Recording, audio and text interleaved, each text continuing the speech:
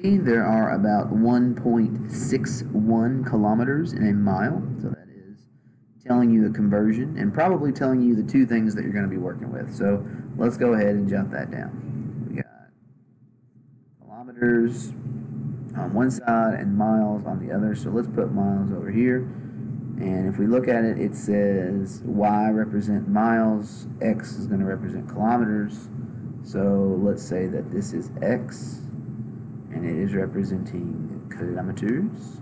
And over here we've got Y that represents miles. And we know that 1 mile is the same as 1.61 kilometers. So we have our setup, and it wants us to write two equations, as we have been doing lately. And so we need to find, first of all, an easy constant of proportionality. We'll be coming backwards from the 1.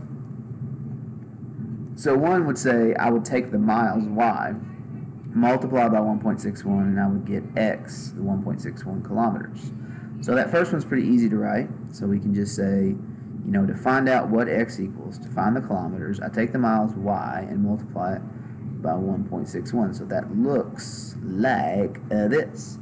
And using what we have learned, we can switch the letters, Y on by itself, X over here. The only thing we got to do is we've got to find a way to represent this as its reciprocal. Okay? So if you have one of our calculators in class, it's pretty easy, but let's talk about how you could do this without one of our calculators also. Okay?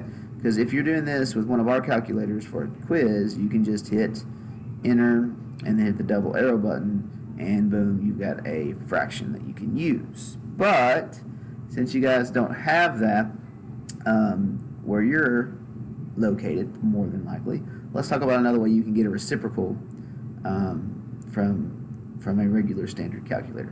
Now, reciprocal is just two numbers that can multiply and give you 1. So if you want to find out what the reciprocal of a number is, like 1.61, you can take 1 and divide by it. So take 1 and divide by 1.61, and it will tell you what its reciprocal is. So this is the ugly looking reciprocal that you can use.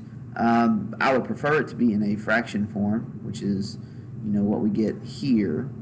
So let's talk about how you can do that on paper, because the calculator is really not helpful there. Okay, so that's the reciprocal that we're going to want and use, but here's how you can get it on paper.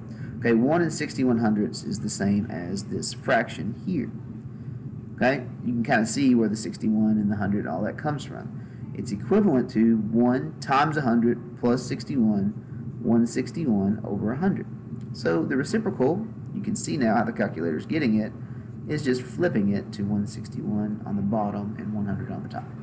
So that's the reciprocal of 1 and 61/100. Okay? You had to flip it to get the reciprocal of it, but that is the answer for number 3 in reciprocal form. Otherwise, you're going to be writing a lot of decimals the other way.